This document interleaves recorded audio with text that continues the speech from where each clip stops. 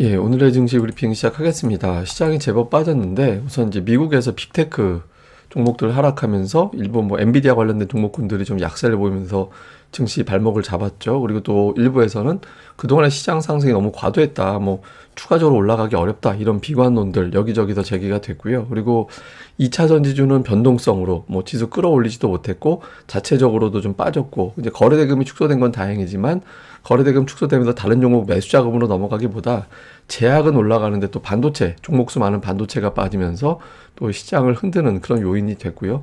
뭐 그나마 이제 제약하고 중국 소비주가 올라갔지만 종목수도 많지 않고 또 지수 영향력은 크지 않았잖아요. 그래서 전체적으로는 좀 밀리기 쉬운 그런 구도를 보였습니다.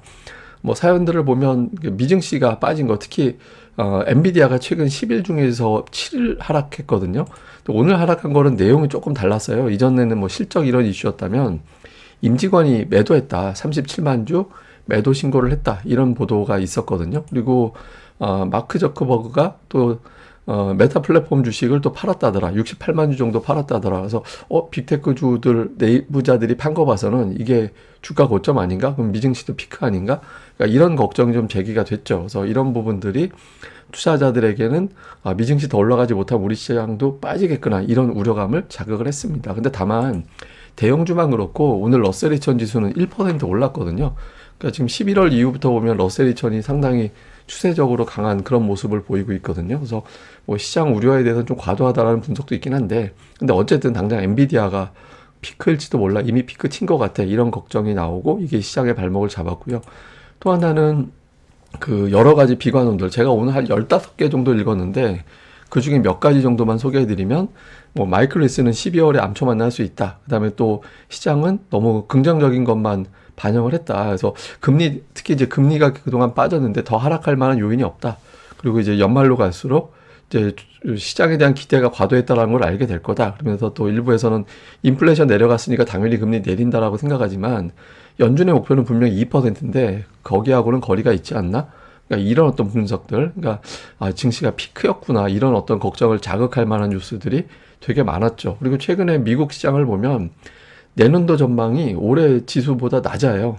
예, 올해 현재 지수보다 좀 낮게 보는 분석가들이 되게 많거든요. 그래서 내년에 빠진다는데 연말에 주식을 파는 게 맞지 않나. 이런 걱정이 좀 있는 거죠. 그러니까 미국 시장 더 못 올라간다면 우리 시장도 이제 빠지겠네. 그러니까 이런 걱정이 된 게 또 시장을 흔드는 그런 요인이 됐고요.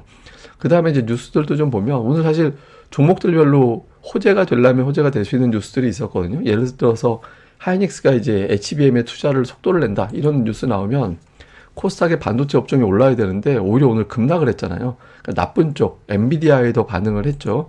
그 다음에 또 STO 관련해서 주가가 이제 뭐 관심도가 또 높을 수 있는 상황이었는데 오늘 또 관련주는 또 음봉 맞고 빠졌거든요. 아예 초반부터 뭐 그냥 매도가 나오면서 그냥 밀려버렸죠. 그러니까 어떤 뉴스가 나오고 주목도 있던 종목이 연속적으로 못 올라간다든가 아니면 오히려 빠진다든가 이런 거는 투자자들이 매도에 더 민감한 장세다. 그러니까 이제 조금 시장이 불안정할 때, 그러니까 연속적으로 올라가지 못하고 오르락 내리락 거릴 때 나타나는 전형적인 현상이죠.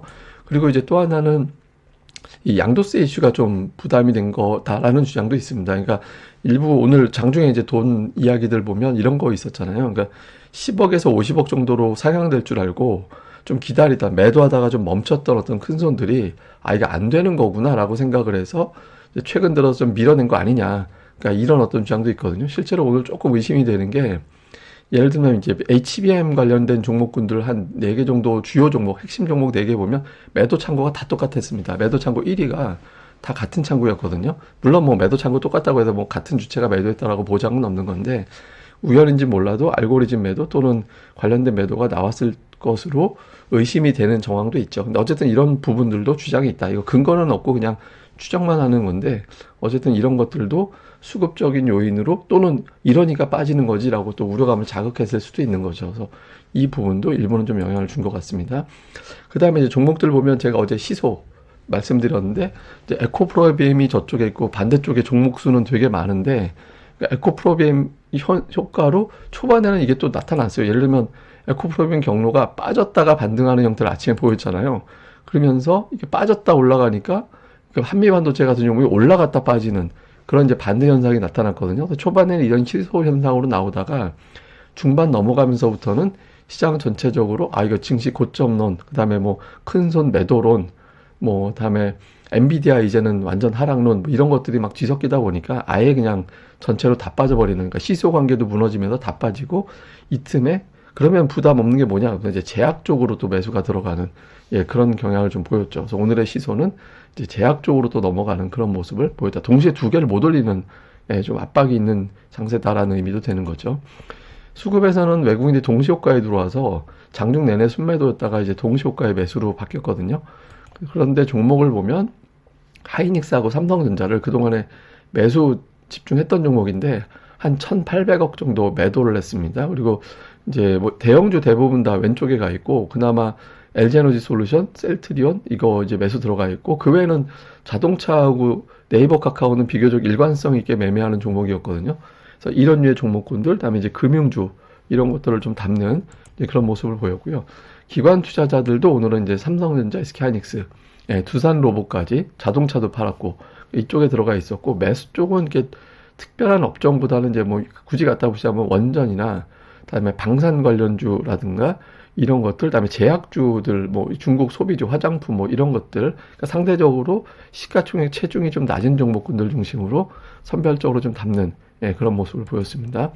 코스닥에서 외국인 투자자들은 오늘 그 에코프로비엠을 이제 순매수 1, 2위에 담았고요. 그다음에 그 아래쪽 보면 그 반도체 관련된 종목군들을 또 되게 많이 받았어요. 오늘 보시면 뭐 주성, HPSP, 테스나, 하나마이크론, STI, 뭐 동진세미캠 뭐 이런 류였던 기업들을 좀 담는 그런 모습을 보였죠. 근데 기관은 좀 반대였습니다. 그러니까 기관은 매도 쪽에 보면 뭐 STI라든가 PSK홀딩스라든가 뭐 하나마이크론이라든가 테스나라든가, 그러니까 외국인이 이제 기관이 던지는 물량을 외국인들이 받는 그런 모양새를 보였죠. 그리고 이제 그다음에 기관이 산 종목은 뭐 LNF, 동진세미캠, 솔브레인, 하나머티리얼즈 이제 이런 류의 어떤 기업들, 그러니까 그 업종 내에서 약간 좀 소재 쪽에 해당되는 종목군들을 선별적으로 담은 정도. 근데 뭐 이렇게 규모가 크지는 않아서 기관이 오늘 뭐 적극적으로 매수했다 이렇게 이제 표현하기는 좀 어중간한 것 같습니다. 자, 관전 포인트 짚어보면 이제 엔비디아가 일단은 우리 시황에는 직접적인 영향을 주는 종목이 돼버렸거든요.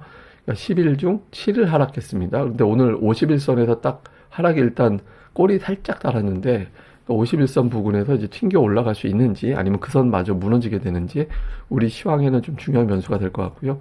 그 다음에 지금 금리 인하 안 될 것 같다. 금리 인하가 무리한 것 같아. 이런 경고들이 나오고 있는데, 이런 경고에 만약에 미국의 국채금리까지 튕겨 올라가 버리면 시장이 생각보다 한바탕 더 세게 미는 그런 현상이 나올 수도 있게 되거든요. 그래서 미국의 국채금리가 이제 좀 현재 구간에서 그냥 완만하게만 움직여줘도 차라리 다행이죠. 그래서 그런 흐름이 나오는지. 그 다음에 이제 코스피가 11월 말 이후에는 하루 빠지고 하루 올라가고 이렇게 변동, 홀짝홀짝 형태로 움직이는 형태를 보였거든요. 근데 오늘 빠졌으니까 올라갈 차례이긴 한데, 이 패턴이 되느냐, 아니면 이제 매도가 나오면 투자들이 한 번 더 실망하면서 또 물량이 나올 수도 있으니까 이 홀짝홀짝 가는지, 이 패턴은 유지가 되는지, 이걸 볼 필요가 있습니다. 그리고 오늘 특징은 뭐, 제약, 중국 소비주, 또 요소 관련해서도 비료, 이런 종목군들이 상대적으로 좀 강하게 올라가는 그런 모습을 보였습니다. 자, 이제 시장 좀 걱정하시는 분들 계실 것 같아서 제가 이걸 보여드리면, 제가 아마 11월 초인가요? 그때 언제 한번 그 말씀 드렸잖아요. 코스피가 PBR로 0.83 왔다 갔다 하면 그때가 바닥이 된다. 그래서 그때 한참 시장 안 좋을 때 제가 그렇게 걱정하실 건 아닌 것 같다. 이 데이터만 놓고 보면. 근데 이제 그러고 나서 시장이 올라왔죠. 그럼 지금이 피크냐라고 보면 지금 PBR이 0.92, 91 요 왔다 갔다 하거든요. 보통 이제 0.12 뭐 했던 요 정도? 그러니까 요 정도까지 올라가 줘야 그래도 조금 저항인가? 뭐 이렇게 이제 느끼는 자리라서 이제 코스피 자체가 어떤 뭐 좀 악재가 나온다든가 그런 게 아니라면 완전한 피크라고 보기는 좀 어렵습니다. 그러니까 이제 고점 맞고 매물 소화 이상의 어떤 하락 전환 이렇게 보기는 사실 쉽지 않은 대목이 좀 있고요. 그 다음에 또 하나 이제 미국을 보면 이게 이제 무슨 차트인가 좀 뭐 해야 될 텐데 이게 이제 그래서 용어 두 개만 간단하게 설명드릴게요. RSP라는 건 뭐냐면 S&P 500 주식을 시가총액 무시하고 다 비슷한 비중으로 투자라는 거예요. 500개 종목을. 그다음에 SPY는 뭐냐면 S&P 500을 지수만 그냥 따라다니는 겁니다. 그럼 이게 이제 이걸 갖다가 이제 합성시켜서 나온 차트인데 이게 내려갔다라는 의미는 뭐냐면 지수는 좋은데 종목은 못 갔다라는 거예요. 예, 그러니까 지금이 딱 그런 거잖아요. 빅7은 올라가는데 나머지 종목은 못 가는 장이었잖아요. 그러니까 이 격차가 되게 벌어진 상태가 됐거든요. 잘 보시면 이게 바닥친 자리를 보세요. 2003년, 2009년, 2020년. 이게 다 어느 때냐면 금융위기 이후에 금융위기로 급락한 다음에 주가가 회복되기 시작했던 시점에 저게 다 바닥치고 돌아서는 움직임이 나왔거든요. 근데 최근에 이게 나왔어요. 이게 무슨 얘기냐면, 그러니까 그 특정 종목에만 투자들이 매달리는 게 아니라 다른 종목으로 번지기 시작했다라는 의미가 되거든요. 근데 이게 하락장에서는 잘 안 나오는 현상입니다. 그러니까 지금 저는 그냥 제가 어떤 예측을 하는 게 아니라 데이터만 보여드리는 거거든요. 그래서 지금이 완전히 이제 그 단기 조정이다라고 보면 그런가 보다 하겠는데, 이제 하락장으로 전환이 된 거야라고 하기에는 조금 지표상으로는 이제 좀 해석하기 쉽지 않은 데이터들이 있어서, 그러니까 이런 거보다는 그냥 매물 소화가 11월에 워낙 세게 올라서 그런 과정인가 보다 뭐 정도로 보면 되지 않나. 근데 이제 그게 ADR이라든가 이런 거 봤을 때는 지금이 또 완전 바닥은 아닌 것 같거든요. 그래서 조금 지루한 시간은 이어질 것 같은데, 뭐 오히려 이제 좀 이렇게 지루한 시간에 좋은 종목은 또 싸게 살 수 있는 기회도 올 수도 있으니까, 뭐 이런 거 좀, 이런 거 저런 걸 좀 잘 추려가시는 그런 대응도 필요한 것 같습니다. 뭐 자세한 건 제가 또 데이터 나올 때마다 또 부정적인 어떤 의견들도 되게 많으니까요. 그런 것들도 나올 때마다 계속 소개를 해드리도록 하겠습니다. 예, 그럼 또 오늘 하루 잘 보내시고요. 저는 또 다음에 뵙겠습니다. 이 방송 구독하기 하고 좋아요 꼭꼭 이제 부탁을 드리겠습니다. 감사합니다.